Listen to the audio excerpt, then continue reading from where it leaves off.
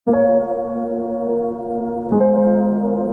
mabuting balita ngayon, maririnig natin ang genealogy ni Jesus, ang listahan ng mga pangalan ng lahi niya. Ito ay nagtuturo sa atin ng mga mahahalagang aral. Una, ang Diyos ay Diyos ng kasaysayan. Ang genealogy ay nagpapakita na ang Diyos ay laging kumikilos sa kasaysayan ng tao. Mula kay Abraham hanggang kay David, mula sa pagkakatapon sa Babylonia hanggang kay Jesus, ang plano ng Diyos para sa kaligtasan ng sangkatauhan ay patuloy na isinasakatuparan. Pangalawa, ang Diyos ay maawain at bukas sa lahat. Sa genealogy, makikita natin ang mga pangalan ng mga hindi perpektong tao, mga makasalanan, at mga taong maraming kahinaan. Ngunit silang lahat ay ginamit ng Diyos para ipakita ang kanyang awa at layunin sa lahat. Kahit tayo ay makasalanan, tayo ay tinatawag niya upang maging bahagi ng kanyang misyon. At panghuli, si Jesus ang katuparan ng lahat. Ang genealogy ay nagtatapos kay Jesus. Siya ang katuparan ng pangako ng Diyos. Ang Diyos ay pumasok sa ating kasaysayan bilang isang sanggol